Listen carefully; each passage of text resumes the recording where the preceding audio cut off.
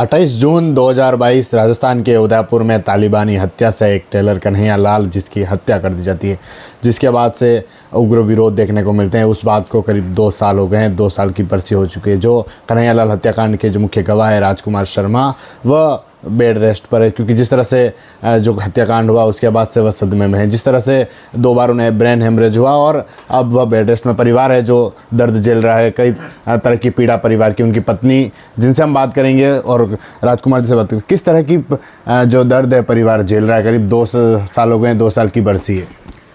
2 साल से सर हमको तो यूँ लगता है जैसे हमने कोई नरक की ज़िंदगी जीना शुरू कर दिया हो ना, इस वजह से हम वो भुगत रहे हैं कि हत्याकांड क्या हुआ, पूरा परिवार उसके साथ डिस्टर्ब हो गया है। और अब जैसे मेरी बिटिया की शादी है, मात्र 10 दिन रहे हैं और पूरा राजकुमार जी के काम के संभालने के साथ साथ पूरी शादी का काम की जिम्मेदारी भी मेरे ऊपर आ चुकी है। तो ये लगता है ना सर, अगर परिवार सही होता, राजकुमार जी सही होते तो आज हमारे घर में खुशियों का माहौल होता। अब वो खुशियों का माहौल करें या दुख प्रकट करें, मगर जो भगवान ने जिम्मेदारी दी है बिटिया का, वो तो करना ही है ना हमको।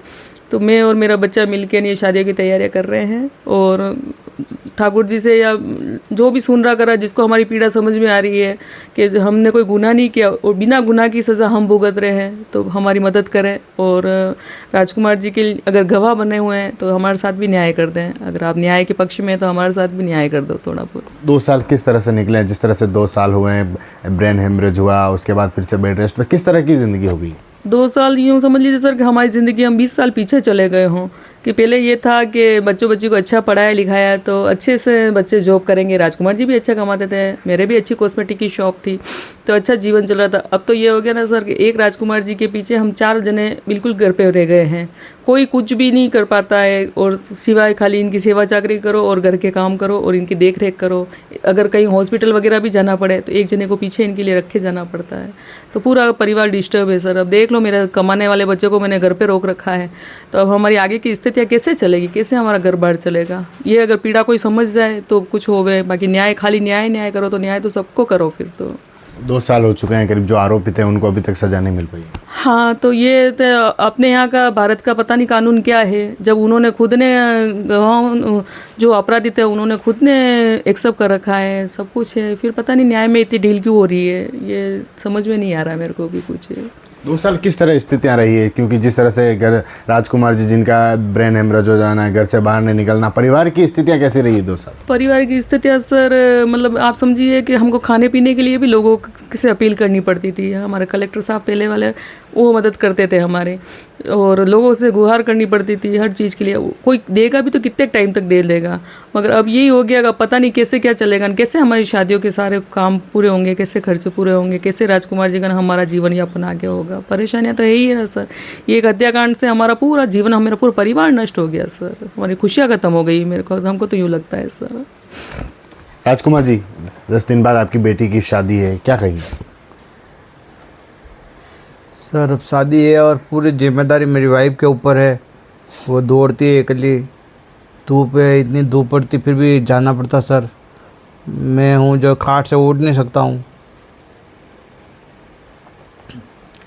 जिस तरह से 2 साल हो चुके हैं, आरोपियों को अभी तक सज़ा नहीं मिल पाई है।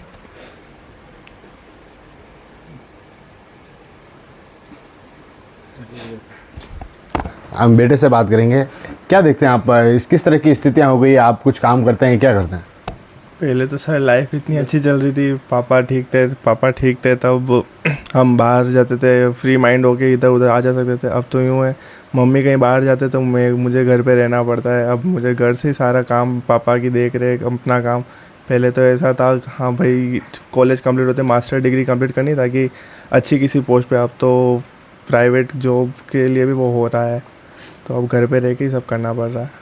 और 10 दिन बाद बेटे बहन की शादी है, किस तरह की तैयारियां कर रहे हैं? सर तैयारी का तो नामो निशान कुछ भी नहीं है, जो नॉर्मल होती है वही है। पहले लगता था हाँ, जब पापा ठीक थे तब लगता था हाँ भाई ज़ोर शोर से सारी तैयारी वगैरह करेंगे, बट अब तो तैयारी जैसा कुछ भी नहीं रहा है।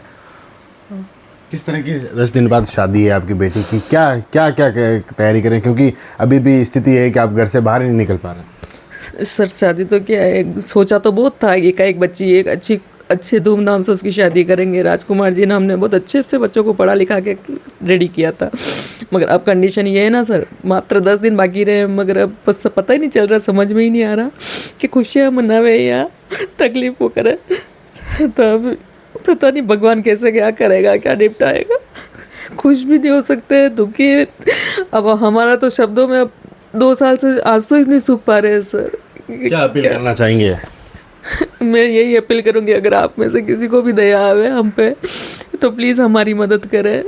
क्या अब ये है कि सर लोगों ने मदद करी, ऐसी बातें नहीं करी, मगर वो कोई स्थायी मदद नहीं थी सर। रोज़ खर्च हो रहा है, रोज़ खर्च हो रहा है, और कोई इतना बड़ा अमाउंट में भी मदद नहीं आई कि हम किसी के हाँ चलो हम फिक्स हो गए। नहीं सर, अब यही एक शादी होते होने के बाद वापस हमारे यही एक खाने पीने के खर्चे के लिए भी हम मोहताज हो जाएंगे वापस। तो यही अगर आपको किसी को भी दया आवे तो प्लीज़ हमारी हेल्प करें, और ठाकुर जी यही प्रार्थना करूँगी कि अगर न्याय दिलाओ तो सबके साथ न्याय कर दो प्लीज़। यही धन्यवाद सर। तो ये थे कन्हैया लाल, जिनके मुख्य गवाह राजकुमार शर्मा, और इनका जिस तरह से जब बेटी है 10 दिन बाद शादी होनी, और परिवार का एक दर्द है जो भी सामने आया है। TV9 के लिए राजेश डांगी।